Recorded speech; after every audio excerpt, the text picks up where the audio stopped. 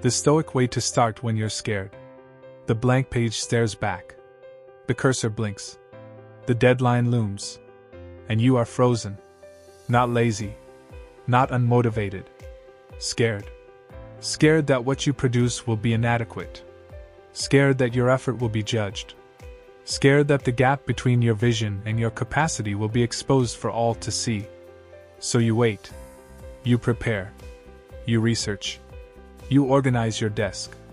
You do everything except the one thing that matters. You do not begin. And in not beginning, you create the very failure you fear. The project remains undone. The opportunity expires. The potential dissipates. And the fear, fed by avoidance, grows stronger for the next time. This is the paralysis of fear. And it is universal. The emperor facing battle. The artist facing canvas. The entrepreneur facing launch. The student facing exam. The lover facing confession. Every human being who has ever attempted anything meaningful knows this moment. The moment when the magnitude of the task meets the fragility of the self. When the possibility of failure feels more real than the possibility of success. When starting seems more dangerous than staying still. The Stoics studied this moment with the precision of surgeons. They named it.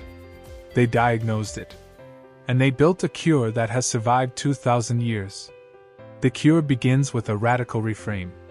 Fear is not your enemy. Fear is information. It tells you that something matters. That the outcome has stakes. That the effort has meaning. Marcus Aurelius wrote that obstacles do not block the path.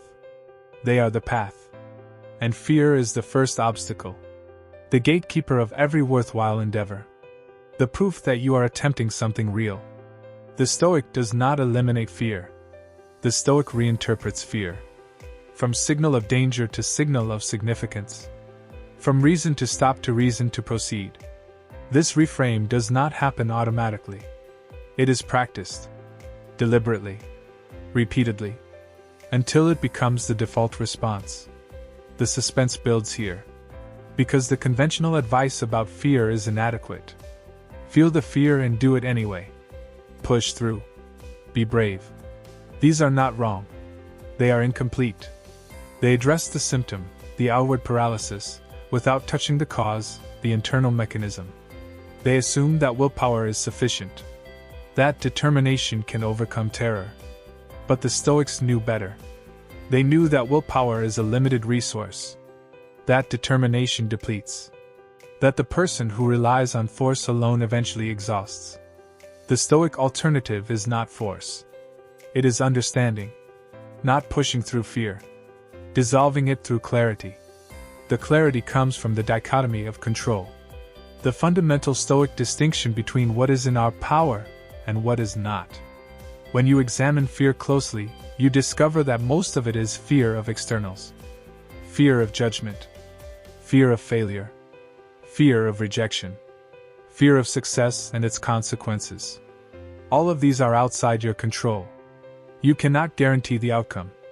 You cannot control others' opinions. You cannot predict the future. And yet you have made your peace contingent on these uncontrollables. You have said, I will begin only when I am certain of success. I will act only when I am guaranteed acceptance. I will try only when I am protected from failure. These conditions are impossible. And your fear is the inevitable result of demanding the impossible.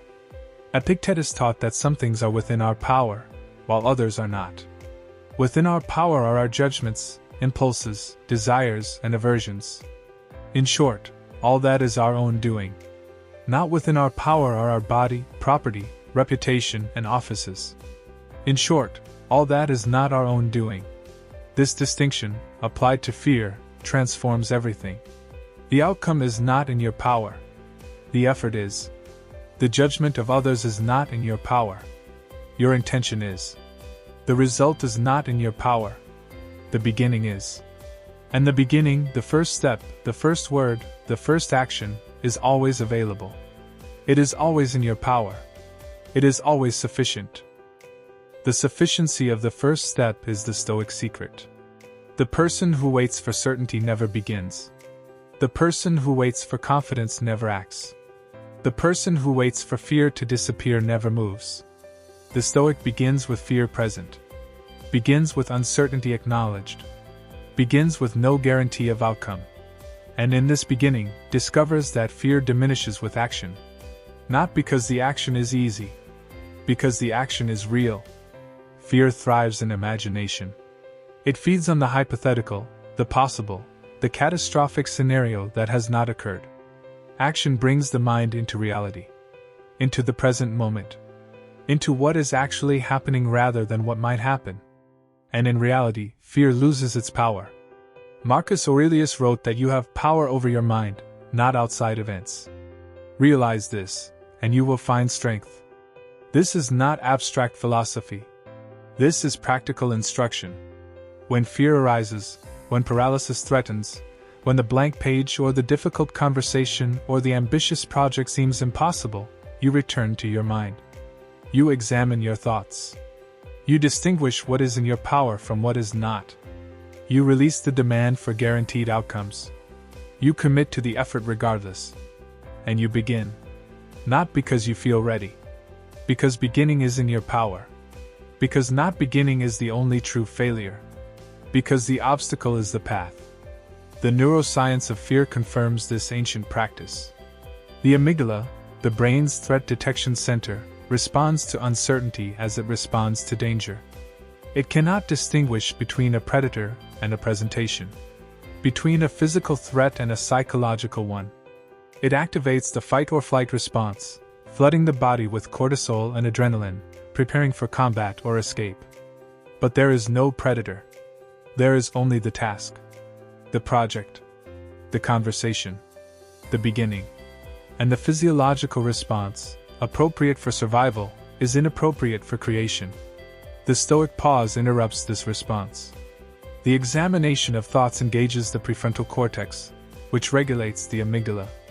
The distinction between real and imagined threat reduces the physiological arousal.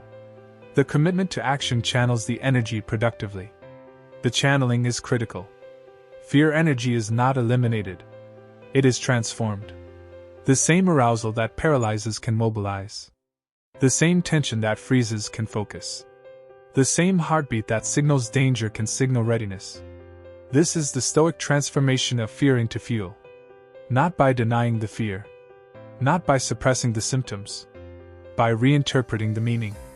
By telling yourself, this is not danger. This is preparation. This is not threat. This is challenge. This is not signal to stop. This is signal to start. The body, hearing this new interpretation, responds differently. The arousal remains, but its quality changes. From anxious to excited. From paralyzed to poised. From terrified to ready. Seneca wrote that we suffer more often in imagination than in reality. This is the key to the Stoic approach. Fear is imagination. The catastrophe you envision has not occurred. The judgment you dread has not been delivered. The failure you anticipate has not happened. All of it is mental construction. And mental construction can be deconstructed, examined, questioned, replaced. The Stoic asks, what exactly am I afraid of? Name it specifically. Not vague dread. Specific scenario. Then ask, has this happened? Is it happening now? Is it certain to happen? Almost always, the answer is no. The fear is future fiction. And fiction, however vivid, is not reality. The return to reality is the Stoic practice. When fear arises, you return to the present moment. To what is actually happening. To what is actually in your power. The cursor blinking. The blank page waiting. The first sentence available. This is real. The catastrophic judgment is not. The future failure is not. The past inadequacy is not. Only this moment. Only this choice. Only this beginning. And in this radical narrowing of focus, fear loses its nourishment. It cannot survive on reality. It requires imagination. Deprived of imagination, deprived of future projection, deprived of catastrophic narrative, fear diminishes. Not instantly, but genuinely, permanently. with practice. The practice is daily. It is not reserved for dramatic moments. The Stoic examines every hesitation, every delay, every preference for comfort over challenge. They ask, what am I avoiding? What fear underlies this avoidance? What externals have I made my peace contingent upon? And they apply the dichotomy of control. They release the externals. They commit to the effort. They begin. Imperfectly. Incompletely. With trembling hands and racing heart. But they begin. And each beginning strengthens the neural pathway. Each beginning builds the identity. Each beginning proves that fear is survivable. That action is possible. That the obstacle is indeed the path. The identity shift is the ultimate goal. The person who begins despite fear becomes someone who begins. The fear does not disappear. It becomes irrelevant. It becomes background noise. The signal of significance that no longer controls behavior. The Stoic does not become fearless. The Stoic becomes fear-independent. Capable of feeling terror and acting anyway. Capable of acknowledging risk and proceeding regardless. This is not recklessness. It is the calculated recognition that an action is the greater risk. That the cost of not beginning exceeds the cost of beginning badly. That the only true failure is the failure to try. Marcus Aurelius wrote that the impediment to action advances action. What stands in the way becomes the way. This is the Stoic paradox that transforms fear from obstacle to opportunity. The fear of beginning is the beginning. The fear of the blank page is the first word. The fear of the conversation is the first sentence. The fear of the launch is the first action. Each fear, faced directly, becomes the very thing that propels you forward. Not by eliminating the fear. By using it. By making it the signal for action rather than the signal for retreat. By transforming the energy of avoidance into the energy of engagement. The engagement requires specificity. Vague fears are paralyzing because they cannot be addressed. Specific fears can be addressed. The Stoic breaks the vague dread into concrete components. I am afraid of failure becomes I am afraid that my work will be judged inadequate. I am afraid that judgment will damage my reputation. I am afraid that damaged reputation will limit my opportunities. Each component can be examined. Is reputation in my power? No. Is effort in my power? Yes. Is opportunity in my power? No. Is action in my power? Yes. The examination reveals that the fear is largely about externals. And externals are not my concern. My concern is my effort. My intention. My beginning. The beginning is always small. The Stoic does not demand heroic action. They demand minimal viable action. The first sentence. The first phone call. The first step. The 2-minute commitment. This smallness is strategic. It bypasses the fear that demands perfection. It circumvents the paralysis that demands certainty. It creates momentum without requiring motivation. And momentum, once created, carries forward. The first sentence becomes the first paragraph. The first paragraph becomes the first page. The first page becomes the first draft. The fear that seemed insurmountable at the blank page is manageable at the paragraph. Not because the task changed. Because the self changed. Became someone who acts. Someone who begins. Someone who moves. The movement is not always forward. The Stoic accepts setback as part of the process. The first attempt fails. The first draft is terrible. The first conversation goes poorly. These are not confirmations of fear. They are data, information, feedback. The Stoic examines the setback with the same clarity they examine the fear. What can I learn? What can I adjust? What is in my power to change? The setback becomes the next step. The failure becomes the foundation. The obstacle becomes the way. This is not positive thinking. This is accurate thinking. The recognition that reality is complex, that progress is nonlinear, that success is built on failure, and that the only true defeat is the refusal to begin again. The again is everything. The Stoic begins, fails, begins again, fails again, begins again. Each cycle strengthens. Each iteration improves. Each repetition builds the identity of someone who does not stop, who does not surrender to fear, who does not make their peace contingent on outcomes. This is the Stoic discipline of action, not the discipline of success, not the discipline of perfection, the discipline of persistence, of showing up, of beginning again, regardless of results, regardless of feelings, regardless of circumstances. This discipline, maintained over time, produces what the world calls success. But the Stoic does not pursue success. They pursue virtue. And success follows as a byproduct. The byproduct is not the goal.